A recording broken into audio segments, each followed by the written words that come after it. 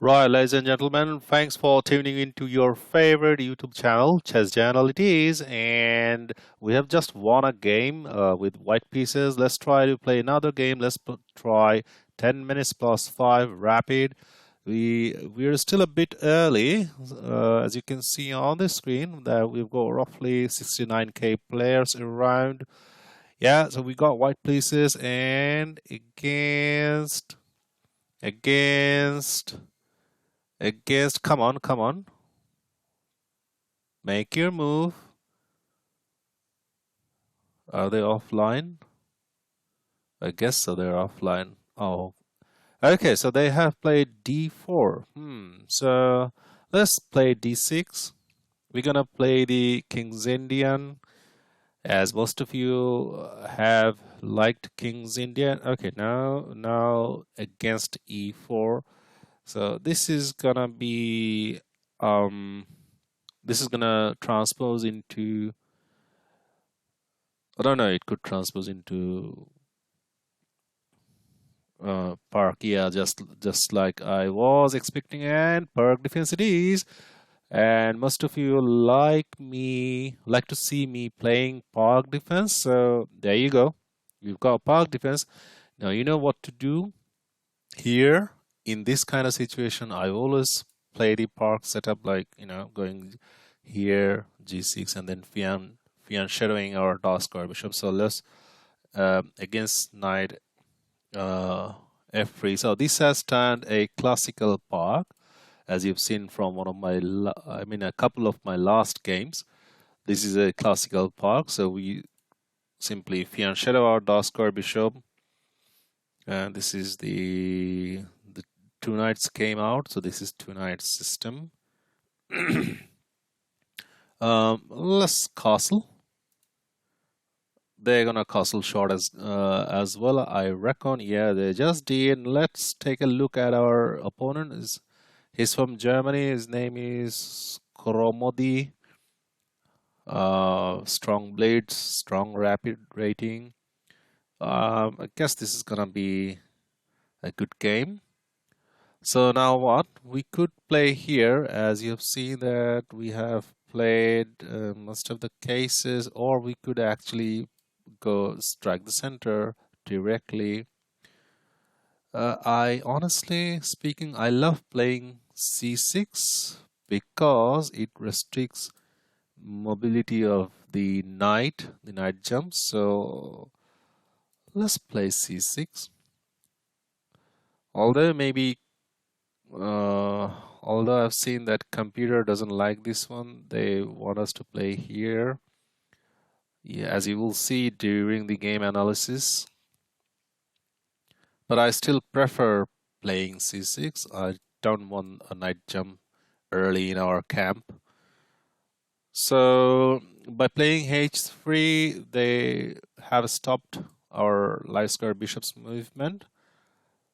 But we're gonna play knight bd7 as we most of the time do, and our next plan is to strike at the center. Okay, so they have that allows us to strike at the center. Let's play e5 then.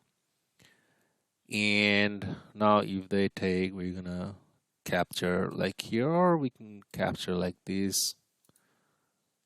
If they push, no, the pushing the pawn is not actually a good idea.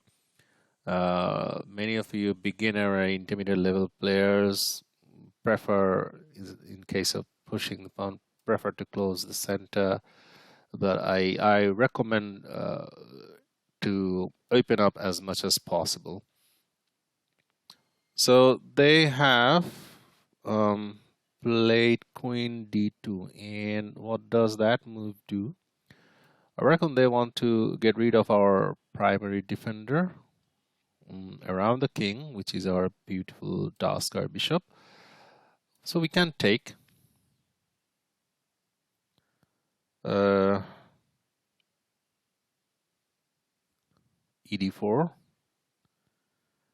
Right at the moment, I reckon the position is roughly equal. And now what? So we want to target this one, but how are we gonna do that? That is the question. Is there any threat? If they push here, we take, they take, we take, they take, and their queen is on fire, so no, they cannot push at the moment. Let's rather grab space. B5 it is, and those of you who are old to this channel and especially subscribers, you know that I love this kind of setup with Pirc defense, like this kind of pawn structure. But this way we are grabbing a lot of space. It also restricts their bishops as well as knights mobility. So the position is equal, and honestly I prefer black here because of the slight space advantages we have in their camp.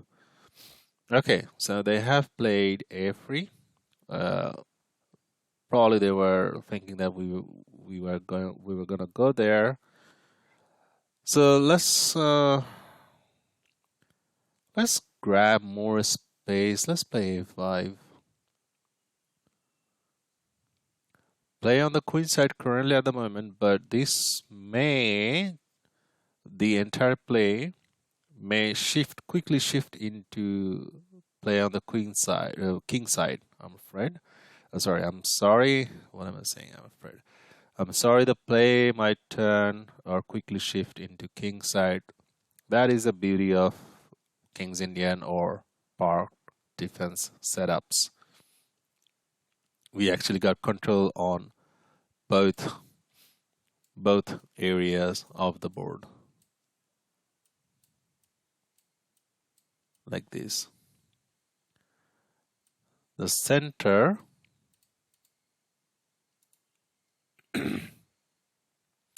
with this center pawn, they have a little bit hold over the center, but our center pawn, this one is undefended at the moment, but I don't see an immediate threat because if they take there, we're gonna take here, putting another defender here. Okay, so rook fe1. What does this do? I think that's a centralizing move. So what do we do now? As I've said in my last videos that we need to develop our pieces as quickly as possible. So let's develop our light square bishop. It's not developed. So bishop b7, that's its home. And bishops crisscrossing these diagonals in Pirc or King's Indian defense. It's quite nice actually. Later on, when bishop's eyes are open, late in the middle game or early in the end game, black's gonna have a fantastic game surely. So those of you who have subscribed to this channel, a very warm thanks to all of you. Those of you new to this channel watching this game, please consider subscribing, because that is the only thing motivates me. So okay, b4. We don't necessarily always have to react to our opponent's move. That's one of the strategies I always follow. Instead, I always first think that whether or if I have anything stronger in reply to their move. So here I see that playing c5 is much more stronger because we're gonna have a pawn chain like this, and their bishop would be under fire, and queens might get exchanged, and this pawn is gonna be weak. So let's play c5. So we will be much stronger in the queen side later on. They could actually take this knight, but they're not gonna do that.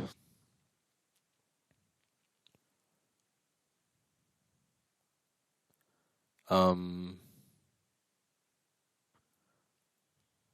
think they should take here first.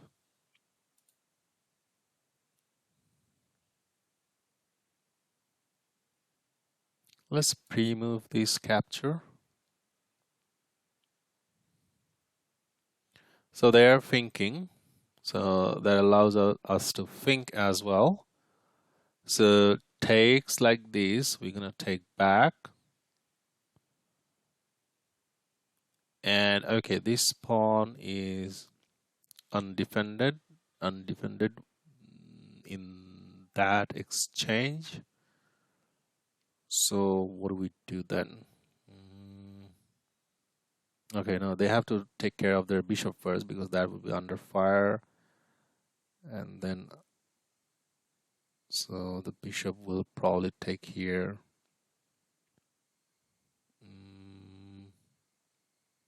In this case, oh, okay, so this one is attacking this central pawn, so we will win this pawn with our knight. Yeah. So we will be doing better.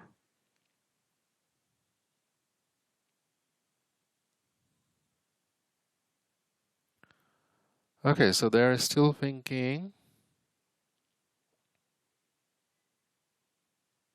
Good to see, or I'm happy to see that they're thinking. They could actually take this. Okay, so they have taken that one. Okay, so they have grabbed our knight. So this is the calculation I did. We're gonna take here first. Queens comes off. Queens come off.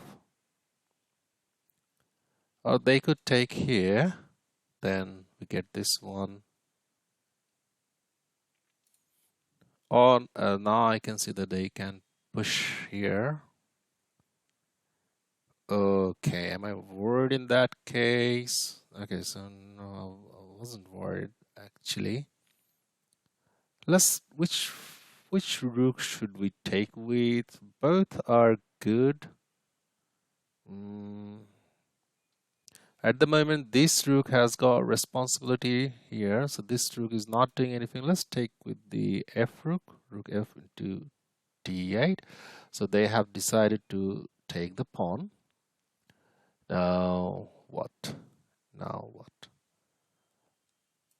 If we take here, they're going to take here. Their rook will be under fire with our dark square bishop. As I said during the game earlier, that bishops later on have very good impact in the late middle game. So now you can see. So let's do that.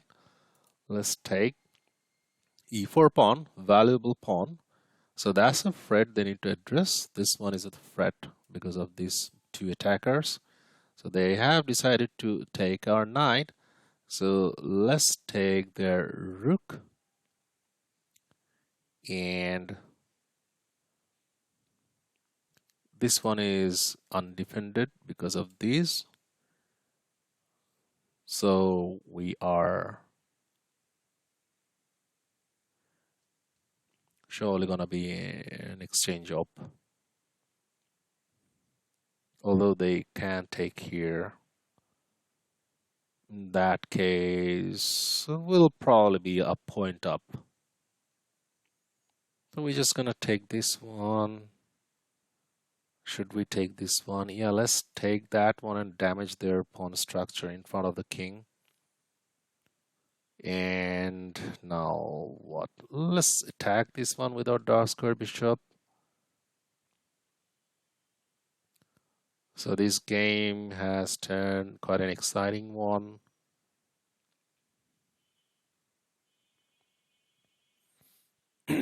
Hopefully all of you who are watching this game are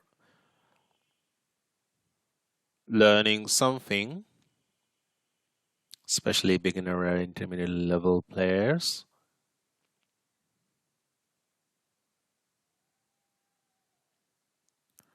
Always try to, whenever you watch games, always try to take something new, something off from that game, so that you can imply that learning in your own games.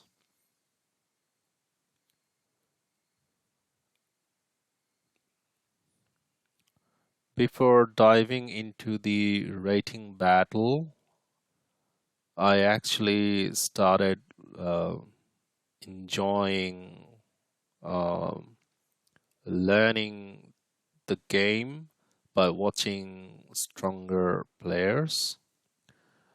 Actually, honestly speaking, I not only always watch strong players, I also watch players who are similar rated. So they have decided to save their pawn. So they played a4.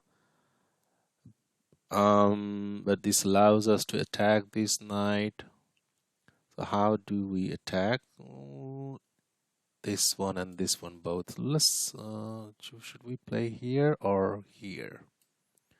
If we play here, the knight's gonna jump here, attack this rook, so we wouldn't have time to catch this one. So let's instead play with this one. Okay. So rook d to c8.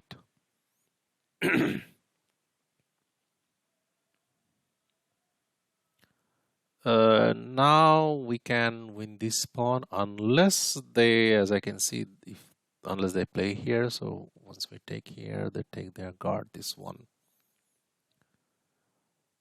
And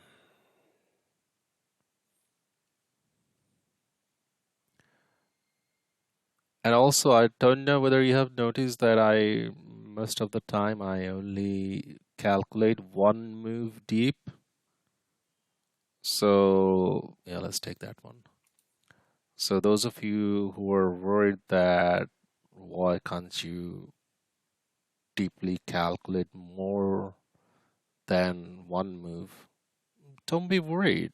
Even if you can see my games from these games, you notice that even calculating one move deep is not actually bad. Although if you want to become a master, you need to calculate at least 3 moves deeper. But like I said, I'm not a master. I just enjoy my games, and I'm happy with the results that I have. And also, José Capablanca, he said that he only calculates one move deep. So everybody in the world, chess players, knows Capablanca's name. So okay, we have this one to target to. Like here, that's gonna be beautiful attack. So let's do that one.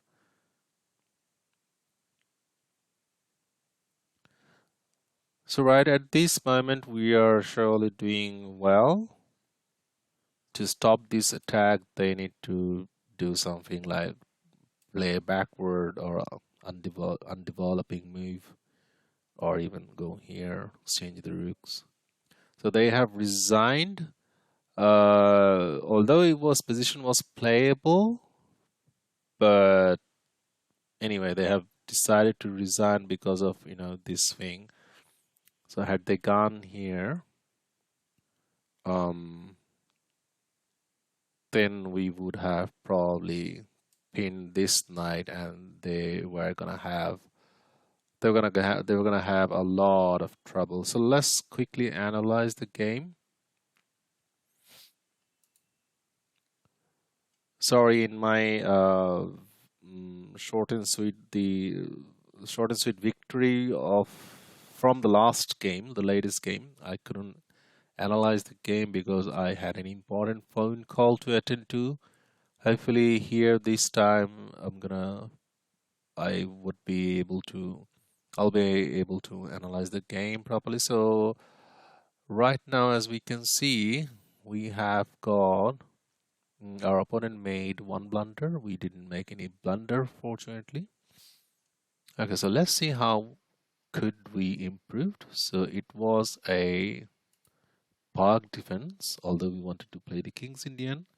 The park defense is also okay with us and okay with all of you. So yeah, see, the computer wants to play us this one, but I don't like to play that one.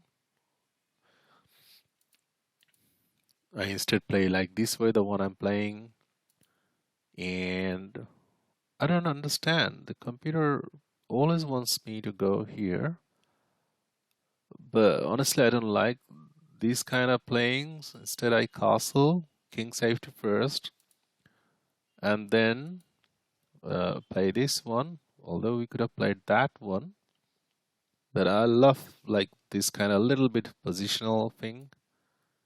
And here, all the computers telling me to go there. Stockfish neural network, yeah, surely knows much better than me. But I'm happy with what I already know. And as you can see with the result, with 2400 ratings that we have got, I'm happy with this rating.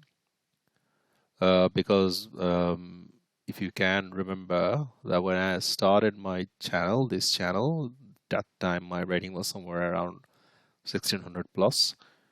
So in a couple of years, 2400 rating from 1600 to 2400 rating is quite good. What do you guys reckon? Let me know. Okay, now we strike the center because this one is covering this square. So we played e5, and okay, computer is also telling him to take, but instead he played here. They should have taken. Okay, wait a second. Okay, no, I was thinking whether I was playing wrong. No, I made the right move. They should have taken with the knight as the computer is telling. Now we grab the queenside space. Oh, sorry. What was that? Where was I? Oh, come on. Okay. So we grab the queenside space and yeah, more space were grabbed, and then fianchetto square bishop. See the eval bar.